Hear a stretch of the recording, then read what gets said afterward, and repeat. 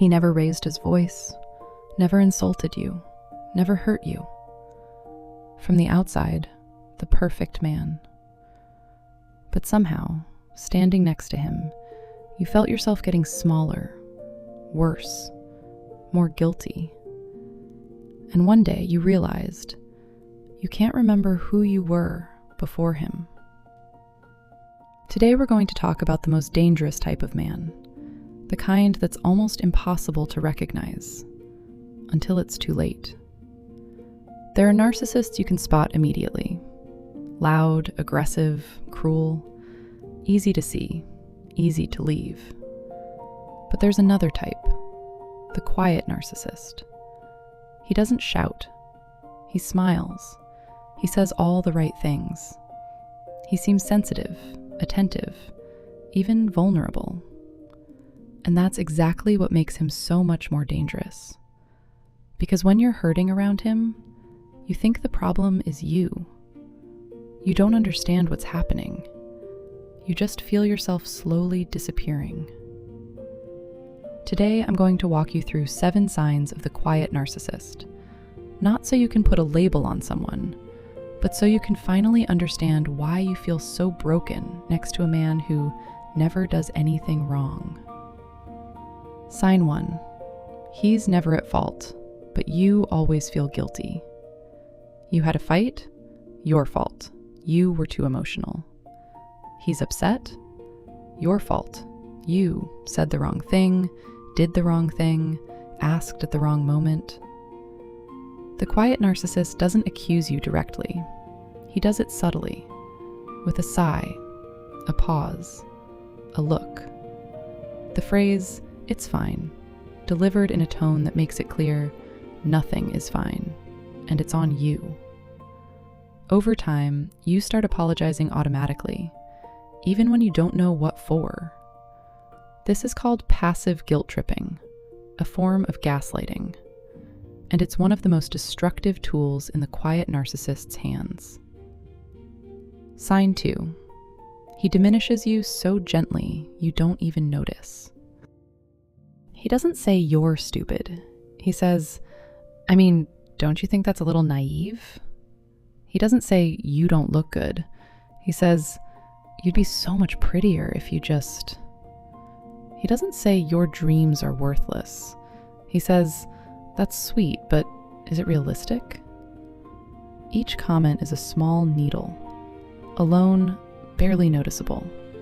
Together, after a year, you don't believe in any of your ideas. You don't trust your own taste. You question every decision you make. Your self-worth didn't collapse in a single day. It was dismantled, one brick at a time. Sign 3. He plays the victim better than you do. You try to talk about something that's hurting you, and suddenly it turns out that he's the one who's hurting. More, for longer. And why do you always attack him? The quiet narcissist is a master of redirection. Any conversation about your feelings becomes a conversation about his. You're angry, he suffers from your anger. You cry, he's upset that you're crying. You're exhausted, he's exhausted by your exhaustion.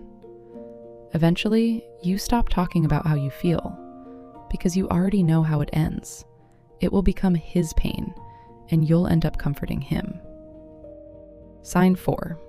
His love is a reward you have to earn. When you're good, he's warm, tender, attentive, exactly the man you wanted him to be. But the moment you say something he doesn't like, refuse something, or show dissatisfaction, he goes cold. He disappears. He goes silent. And you start trying to get the warm version back. You apologize. You adjust. You make yourself more convenient. This isn't love. This is a control system built on approval and withdrawal.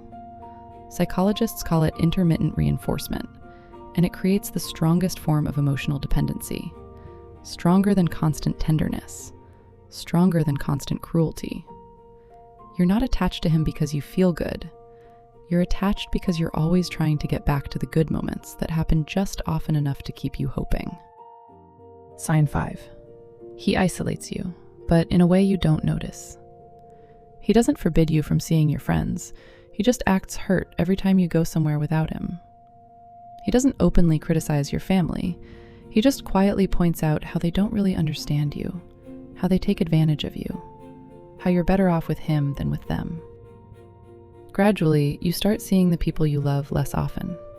Not because he told you to, but because it's easier than explaining why you're leaving again. And one day, you realize he's the only close person left in your life, which is exactly what he was working toward. Sign 6. He knows you better than you know yourself and uses it against you. In the beginning, he was remarkably attentive.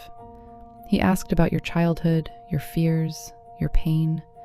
You felt truly, deeply heard. You told him everything. And now, when things get hard, he uses exactly that. You're reacting this way because of your father issues. That's just your anxiety talking, not me. I know you. You always do this. Your vulnerabilities became his weapons. What you shared with him in your most intimate moments, he now uses to dismiss your feelings and win every argument. Sign 7.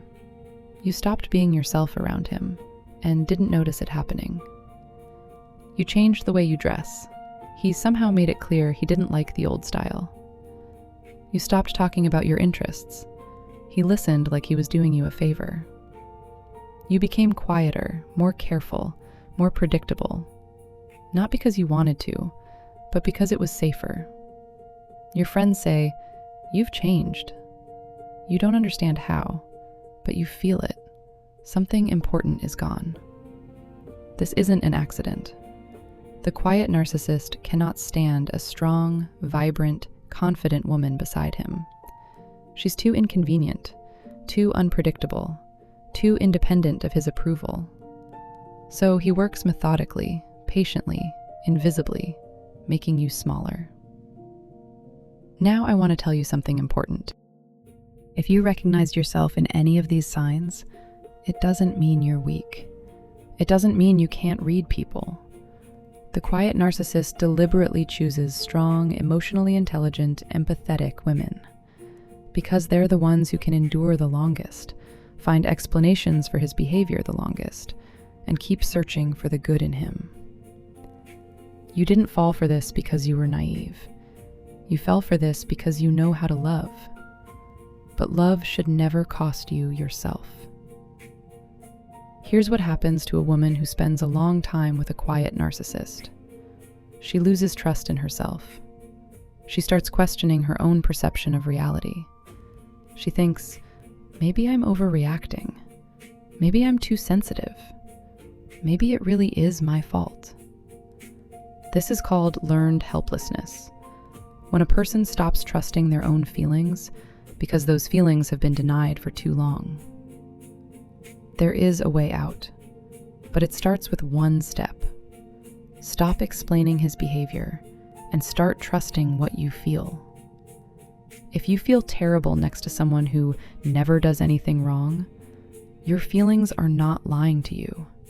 That matters. Before you go, 3 questions. Answer them honestly, just for yourself. First, have you been smiling less since you've been together? Second, when was the last time you felt truly, fully like yourself around him? Third, if your best friend told you everything that's been happening to you, what would you tell her to do? The answer to that third question is what you already know. You're just not ready to admit it to yourself yet. Save this video. Not for him, for yourself. I'll see you next time. And remember, what you feel is real. You are not making it up.